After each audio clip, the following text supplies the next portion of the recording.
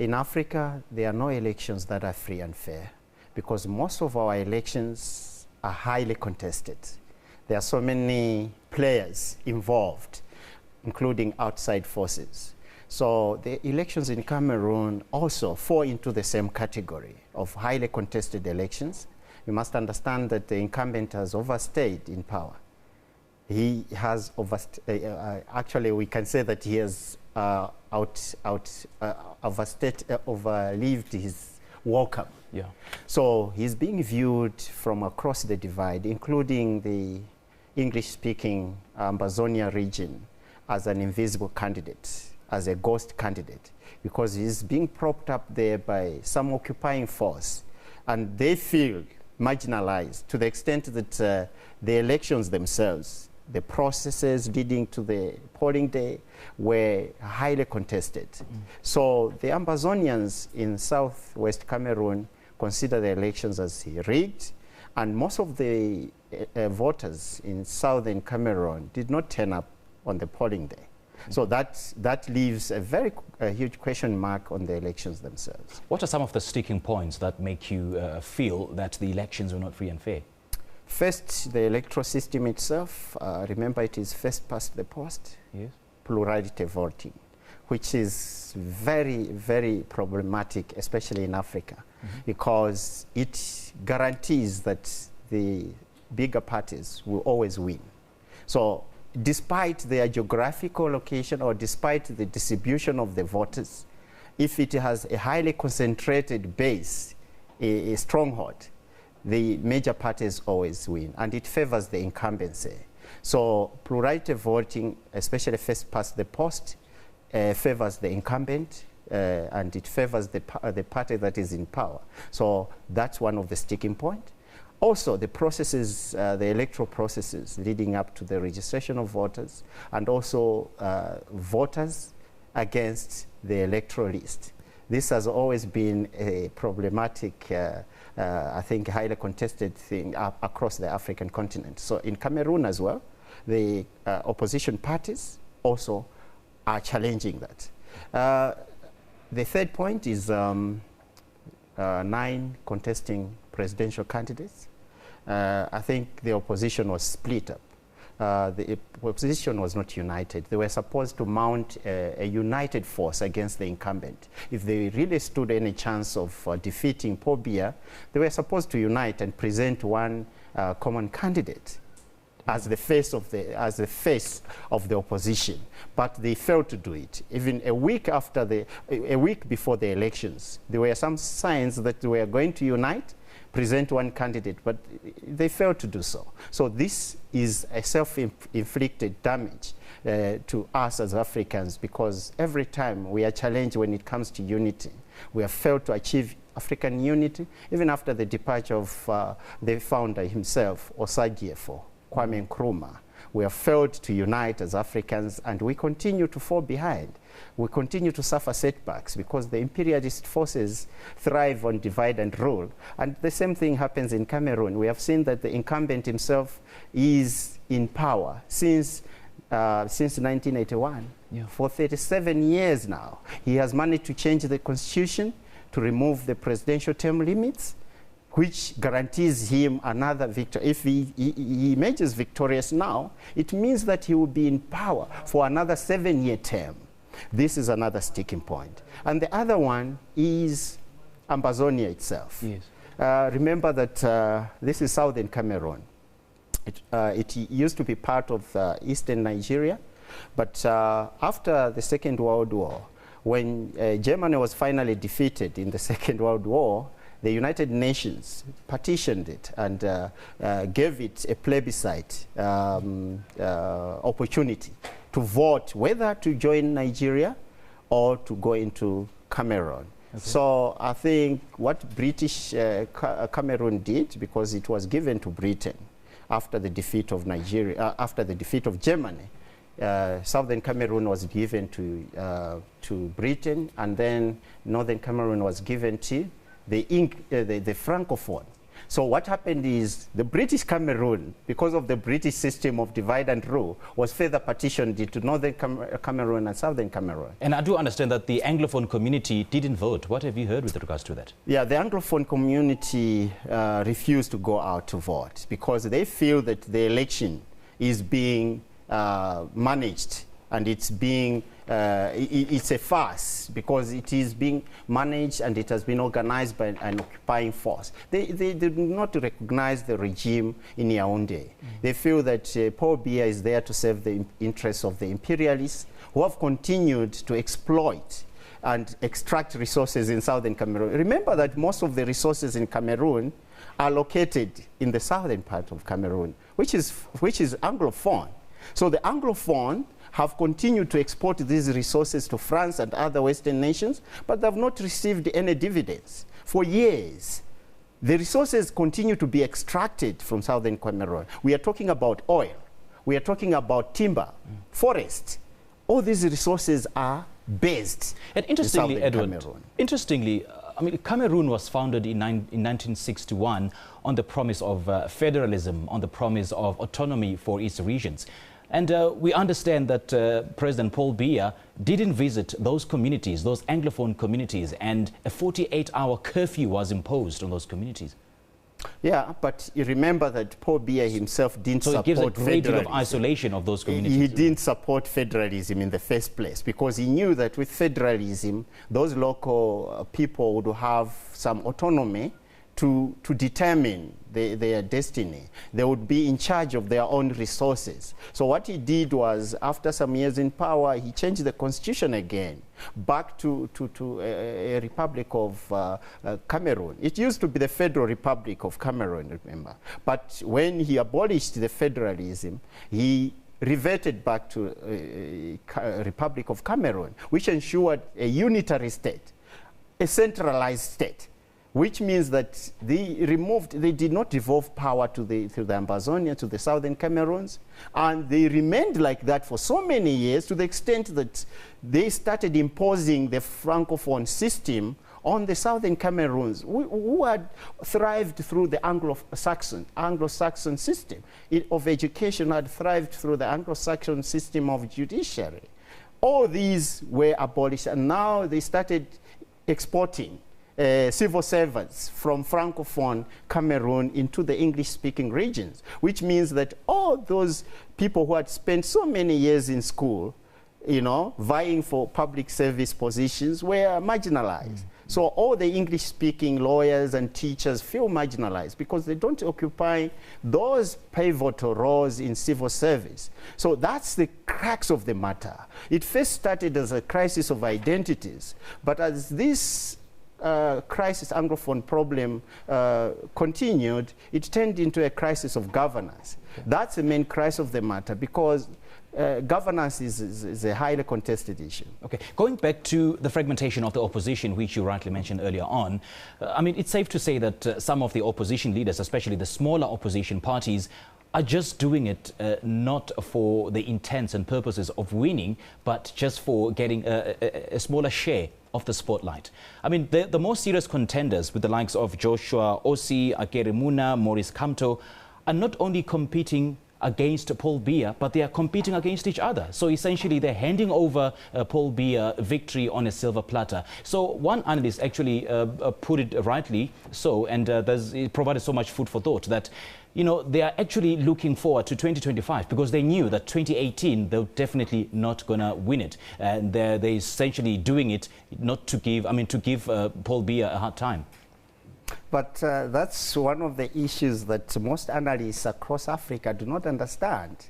They do not understand because most of the analysts I've listened to, they do not go deeper to analyze the underlying problem. You know, they just scratch the surface because the problem in Cameroon is deep-rooted. You remember that all regimes propped by global capitalism will create its own opposition. And most of these smaller parties you see there, they've been created by the incumbent and the ruling party. It happens everywhere across the African continent. Even in South Africa, the National Party created the ANC. The ANC created the DA and the EFF. So all parties, that are in power are propped up by the system of global capitalism. And global capitalism doesn't like being ambushed. They will remain in power forever, even if you remove George Bush or you elect Al Gore. Remember, that's what happened in the US as well. You know, Al Gore was touted to win the elections, but because the Bush family, which is the ruling family in the US, created its own opposition in the name of the Green Party. Raf Nader, remember, from the Green Party, split the vote from the opposition. With that 2.7 vote that Raf Nader got, you know, it was supposed to go to Al Gore.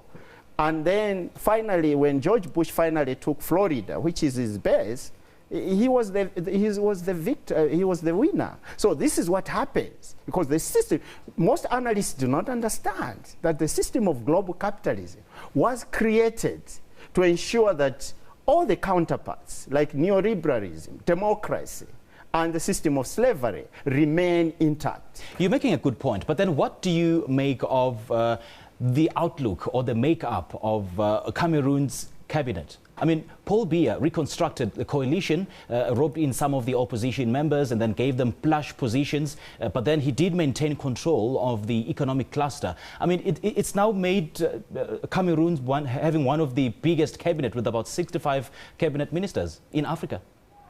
You know, the size of the cabinet is not a contentious issue. We might have as big as a cabinet we want, if it is there to deliver on the mandate and the interests of the people. This is a diversion. You know, most of the times, global capitalism would present a big cabinet as, you know, taking a strain on the resources. The issue is, it's not the size of the cabinet itself, but what is that cabinet meant to do for the people of Cameroon? What I'm saying is, unity is the answer in Cameroon. Not separatist movements, not secession. The people have no option but to take up arms to fight a regime that does not represent them.